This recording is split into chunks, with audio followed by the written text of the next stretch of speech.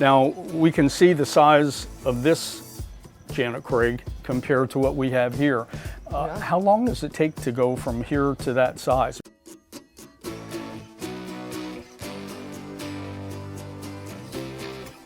Hi, I'm Kim from the Tye-Dyed plant team, and today I want to spend a little bit of time talking about one of our other more unique plants. We have lots of unique plants here at the Tye-Dyed Iguana. We don't feature this one that often for a couple reasons. Number one, it's a little bit hard to get, and number two, it's one of those plants that is versatile and we use it a lot in our environments. We'll talk about that in just a little bit. It is called a Janet Craig. And a couple of the interesting things about this, obviously, is the way the foliage and the leaves are. It's not one of those that spills over. It's not one that goes completely straight up. It's kind of in between. It's got a nice, deep green color to it. And the new growth will pop out of the center, as you can see is happening here. This is actually not new growth, but it's relatively new growth. It's been there for a while, but the new growth will pop from the center. It's really a very, very pretty plant. It's a very versatile plant. In terms of light, doesn't mind direct light, doesn't like that hot afternoon light if you're going to use it as a house plant, but it does like light. It's not a tropical, but I might say it's semi-tropical. It likes to be moist in terms of misting, so it likes that humidity. In terms of the dirt itself, I only water this about once a week, but I will mist it maybe 2 or 3 times a week to keep those leaves nice and moist. Just a really, really pretty plant. This one is relatively small. We're talking probably about maybe just foliage, about 3 inches, but they can get to be a reasonably good size, and you need to take that into consideration when you're going ahead and purchasing it and depending upon where you're going to put it. Now, I just took care of this morning, so it's a little bit moist. There's some moisture coming out of the bottom, but it's perfectly where it needs to be. Now, one of the neat things here about Tye-Dyed is that we work here in the plant department very closely with our animal care. It's not unusual for a plant from plant care to move over to an environment in animal care, and after a while, if it gets really, really large, and this is particularly true of our pothos leaves, it's not unusual for the animal care folks to prune that back as they care for not only animal, but the habitat as well, and bring some of those plants back to plant care. So we recycle. We work very, very closely with others on the Tye-Dyed team.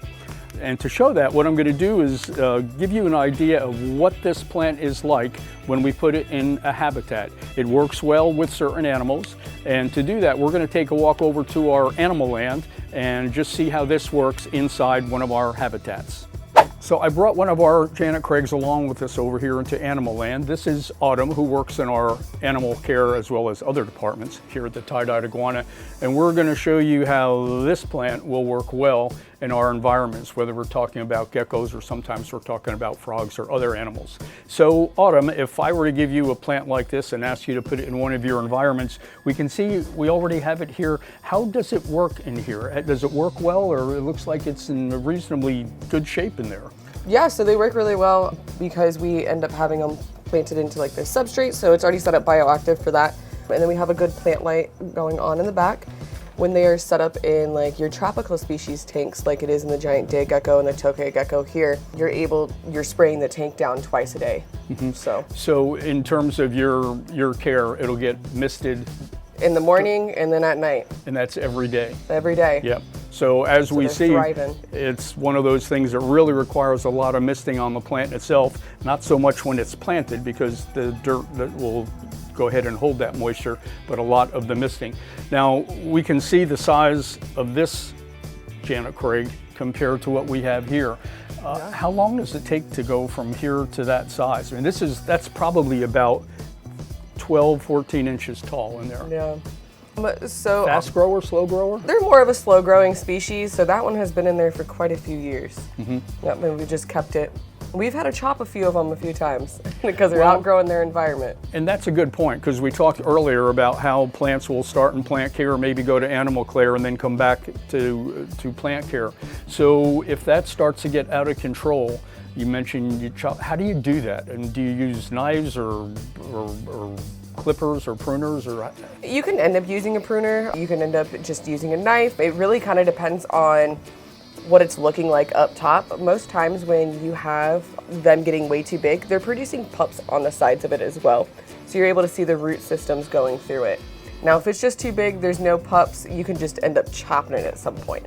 So it's a pretty hardy plant. Yep. Yeah, it'll take some pretty serious whacking, and then many times after we do some chopping, the smaller pieces will, as I said, come back to plant care, and we will look at starting to propagate those and get them healthy where they might come back to animal care. So we have the Janet Craigs here in our gecko habitats, but this is not the only animal where we can use the Janet Craig. We can use it for different animals, correct? Yeah. And So that would currently, be... we have one in our green tree python tank. All right, let's walk over and take a look at our python. Here we are in Python world, and let's take a look at where our Janet Craig is hiding in here.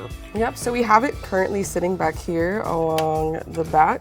I'm not going to disturb him too much, but right back here you can see it producing out like another little pup down here and then going all the way through.